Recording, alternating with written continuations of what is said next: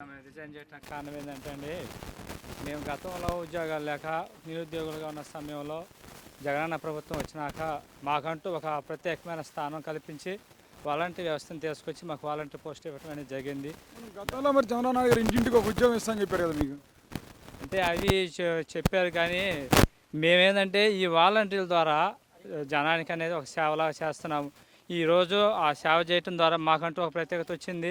మరి అటువంటి గుర్తింపు ఇచ్చిన జగనన్న కోసం మరి మేము ఏమైనా చేయాలని, మరి ఆ పార్టీని మళ్ళీ జగనన్న గెలిపించుకోవాలన్న ఒక ఉద్దేశంతో ఈరోజు మేము మా అంతటికి మేముగా స్వచ్ఛందంగా ఒక మా వాలంటీర్ పథకం రాజీనామా చేసి మళ్ళీ 2024 ఎలక్షన్లో జగనన్న గెలిపించుకోవాలన్న ఉద్దేశంతో ఈరోజు రిజైన్ చేయడం జరిగింది. ఎవరు బలవంతం లేదు.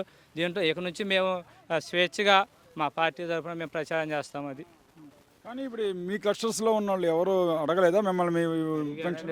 నేను ప్రతి నెల 5 గంటలకే వెళ్ళి డోర్ టు డోర్ పింఛన్ ఇస్తాను. నాకు 31వ తారీఖు సాయంత్రం కొంతమంది వచ్చి కలిశారు.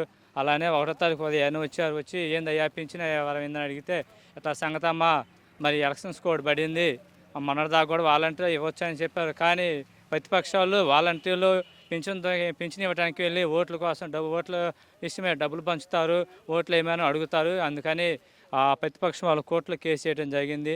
దాని ఫలితంగా మాకు ఈరోజు పింఛన్ ఇచ్చే అవకాశం లేకుండా వాళ్ళు చేశారు. కాబట్టి ఆ పింఛన్ అనేది మీకు ఇంటింటికి ఇవ్వకుండా అడ్డుకుంది మాత్రం ప్రతిపక్ష నాయకులని మేము కరాఖండిగా చెప్పేసాము. అయితే వాళ్ళకి ఎప్పుడు ఇస్తారా ఏందని అడిగి కరాఖండిగా చెప్పని చెప్పేసి అన్నారు. అప్పుడు ఎలా ఉంది వాళ్ళ ఇప్పుడు రియాక్షన్ వాళ్ళది పబ్లిక్? వాళ్ళ రియాక్షన్ అంటే ఎంత పని చేశారన్నా ఎవరు ఎందుకు ఈరోజు నేను సచివాలయం దగ్గరికి ఒక చూసి వద్దామని పింఛన్ తీసుకున్న వాళ్ళ దగ్గరికి వెళ్ళి అబ్జర్వ్ చేశాను. చూస్తే అక్కడ ఒక్కొక్కరు వృద్ధులు కర్రబెట్టి నడవలేని వాళ్ళు ఉన్నారు. చాలా ఇబ్బందులు పడుతున్నారు. కొంతమంది ఎట్టబెడతారు, మాట్లాడుతున్నారు, తిడుతున్నారు. లైన్లో నిలబడి వాళ్ళు పడుతున్న అవస్థలు చూసి చాలా బాధపడవు. అదే గతంలో మేమైతే కొంతమందికి ఏళ్ళు పడవు, కళ్ళు పడవు, ఐరస్ తీసుకో అలాంటి సందర్భాల్లో మేము కూర్చొని టైం స్పెండ్ చేసి వాళ్ళ చేత తమ్ము తీపించుకొని వాళ్ళు తెచ్చిన వాళ్ళకి ఇచ్చేవాళ్ళం. కానీ ఈరోజు వాళ్ళు పడుతున్న బాధలు చూసి చాలా బాధపడ్డాము. వాళ్ళు కూడా ప్రతిపక్ష నాయకులను చాలా రకాల మాట్లాడినారు. అవి మనం చెప్పుకోలేము. అవి మేము కళ్ళ చూసిన వాళ్ళమే చెబుతున్నాం. అది